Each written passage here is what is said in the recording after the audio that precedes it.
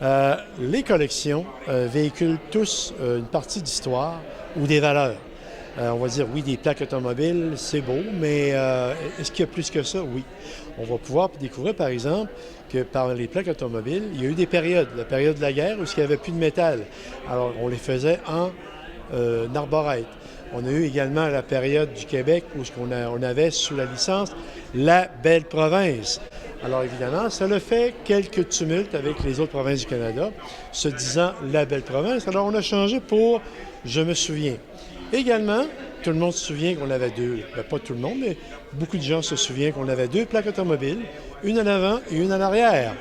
Et en 79, le tout a changé. Économie de métal. Alors, on s'est ramassé avec... Vous vous souvenez, effectivement, un bon point. Alors, on s'est ramassé avec une plaque automobile. Alors, c'est une période un peu comique parce qu'à l'époque, on avait une place en avant. Alors, tout le monde mettait des plaques un peu bidons. J'aime ma femme, j'ai le goût du Québec, ou encore mon chien est beau, et on en voyait de toutes les couleurs. Et c'était une époque. Aujourd'hui, voyez-vous, ça a passé. On n'en a même plus de ça. La licence qui, pour moi, est mon coup de cœur, c'est ma licence de mon premier véhicule. 1973, un Duster. C'était bon. J'avais 19 ans et nous avions le vent dans les cheveux et le monde nous était acquis. Alors, c'était mon premier véhicule, le Duster à l'époque. J'en ai dans mes collections, en fait, parce que je couvre les États-Unis, le Canada et le Québec jusqu'en 1940. Ce qui est en arrière, c'est une partie. J'en ai 168 actuellement. J'ai tous les États américains, alors en différentes années. Et le Québec, je le sens jusqu'en 1940 à peu près.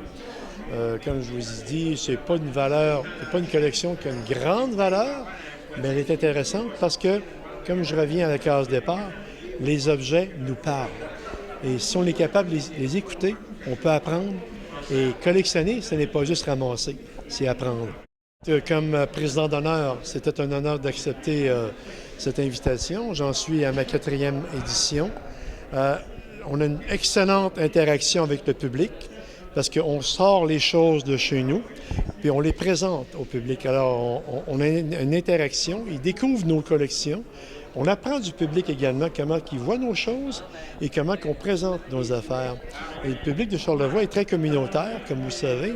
Alors, c'est toujours une expérience chaleureuse puis très intense qu'on a avec les gens de la région.